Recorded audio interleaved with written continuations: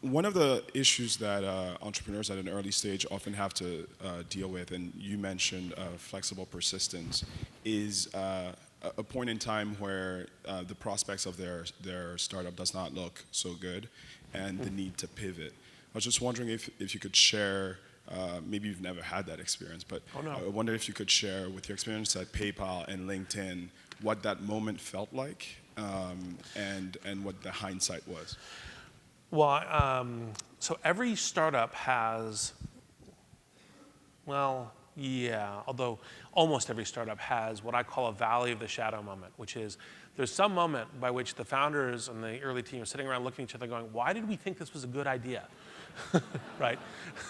Like, and so the PayPal moment of that was August 2000, where the company spent $12 million in 1 month.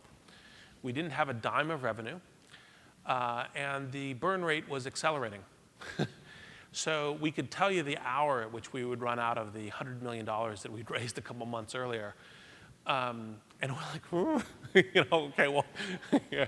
That was the definite valley of the shadow moment. We basically decided that we had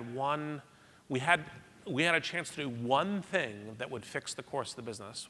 Peter, Max, Luke and I did an offsite where we talked about it. We came up with, said, look, we have to do master merchant business because we have to have, the real exponentiating cost line was credit cards, free credit card processing, so we have to have a revenue model that matches that. We got to try it.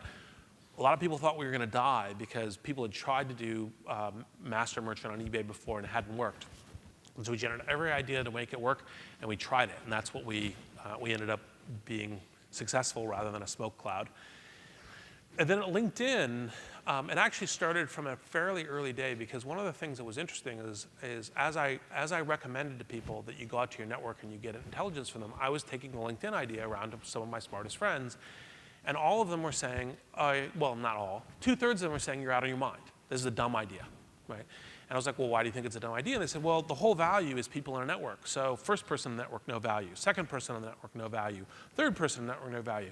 Until you get to some size of the network, there's no value for anybody in the network. So how are you gonna, this will never go anywhere and it'll never launch? And I said, well, I've got some ideas for how virality and other things may be able to pull this together. And even though a small percentage of people go, ooh, I want to try this, this is interesting, I think I can grow to the right size. If I wasn't right about that, my plan Z was basically to shut the company down or try to sell it and then be done. And that's the reason why we launched as early as we could, and we were focusing on the network growth as a part of it, as a way of making it happen. And the months between, we launched May 5th, 2003, and then to December was all pretty white-knuckled because until we actually got the growth and network going the right way, we basically knew the alternative was a fairly immediate and messy death.